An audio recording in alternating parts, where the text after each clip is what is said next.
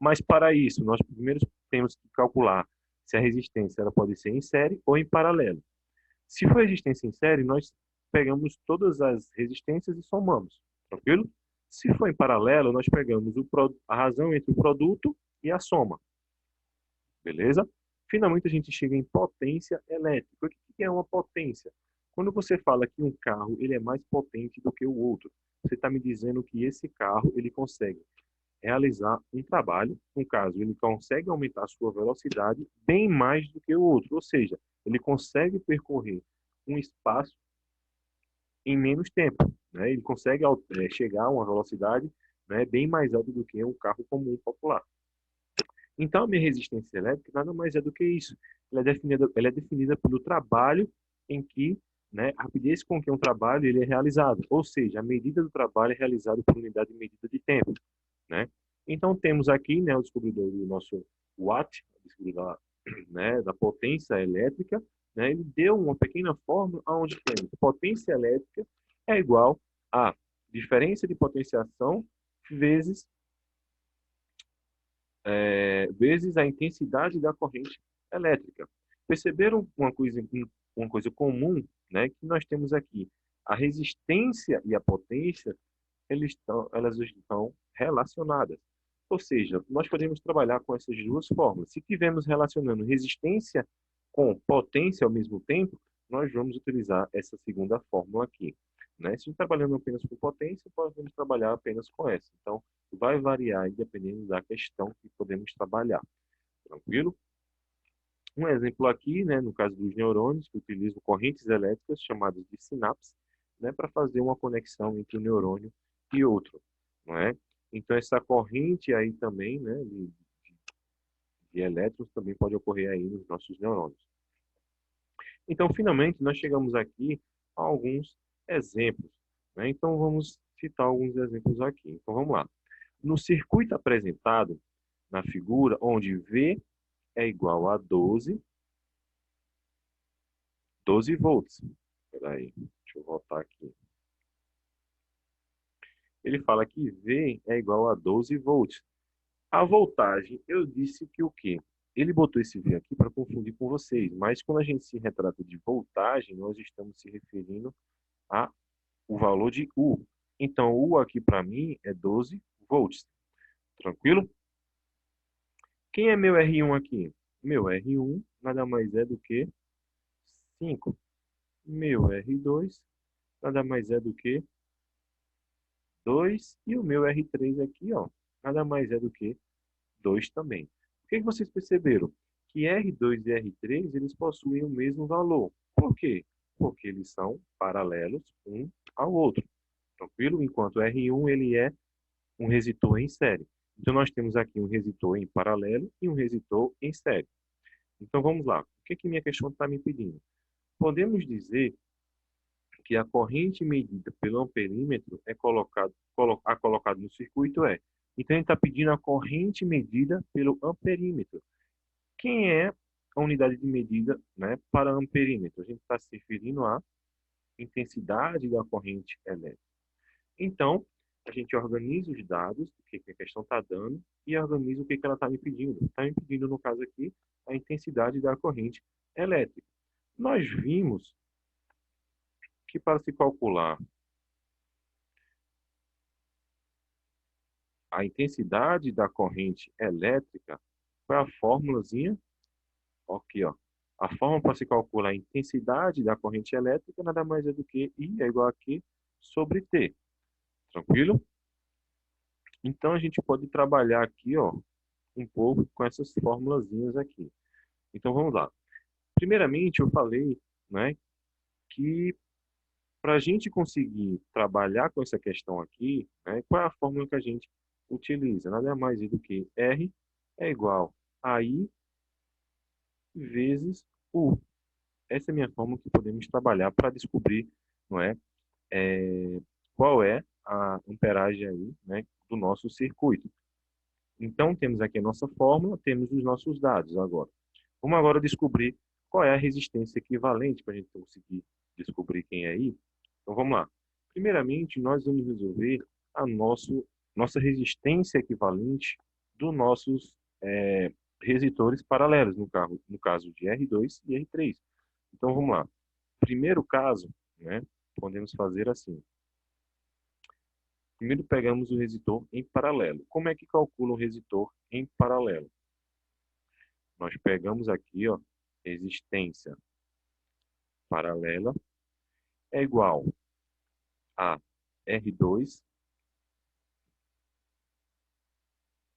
R2 vezes R1 sobre R2 mais R1. Não é assim?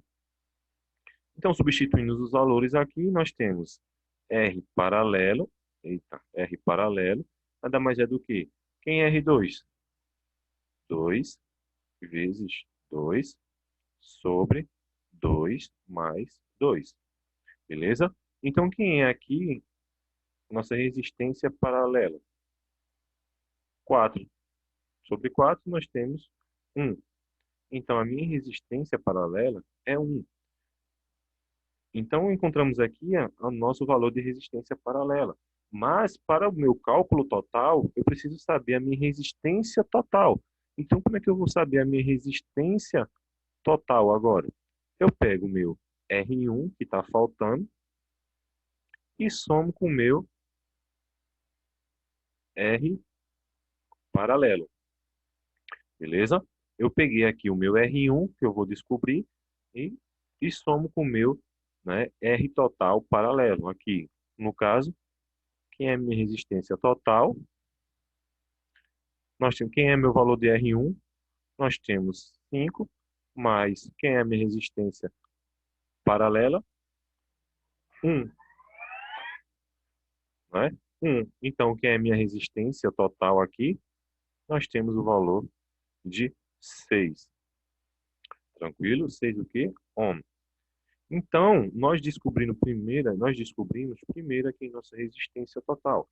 Agora ficou mais fácil para a gente jogar nessa fórmula aqui.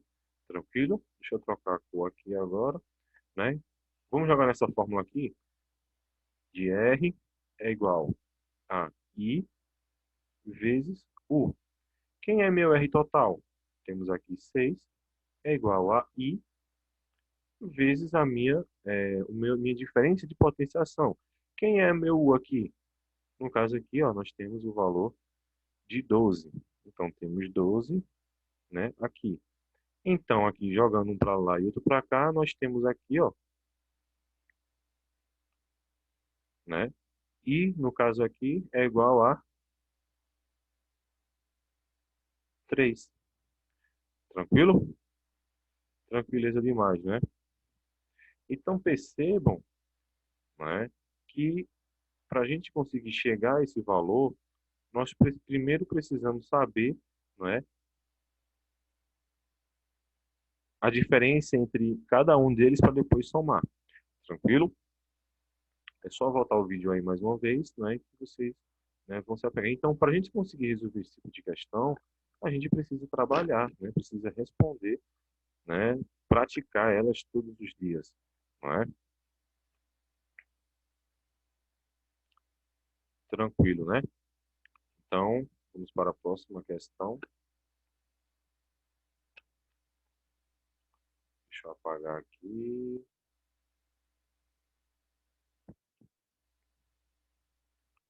Né? Então, temos aí, né, a resposta aí.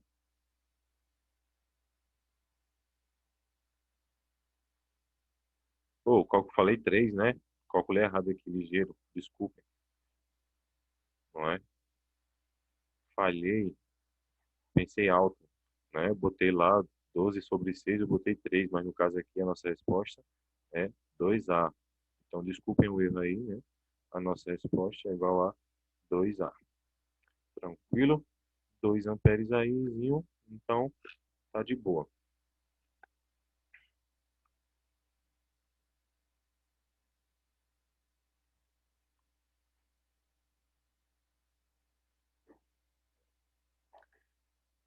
Outro exemplo que podemos citar aqui, né, é um exemplo mais comum que a gente pode trabalhar dentro de casa também, né? Quando a gente tem um exemplo aqui, no caso de um chuveiro elétrico. Então, É que nem eu falo para vocês. Primeiramente, nós precisamos entender o que que minha questão está dando, anotar os meus dados que eu tenho para depois, né, fazer nossos saber a fórmula que eu vou utilizar para depois a gente substituir os valores e achar o resultado. Primeiramente, ele fala que um chuveiro elétrico ele tem uma potência aqui, ó, de 6.600 watts, tranquilo?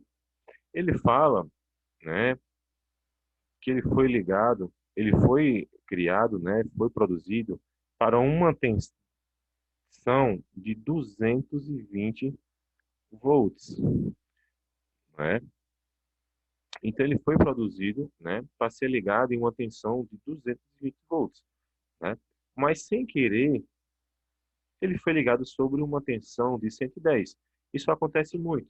No caso de uma pessoa que compra um aparelho de 110 volts, né, pode acontecer ao contrário, uma pessoa que compra um aparelho para ser ligado em uma tensão de 110, mas acaba ligando ele em uma tensão de 220. O que que acontece com o aparelho? Ele não suporta a tensão, né?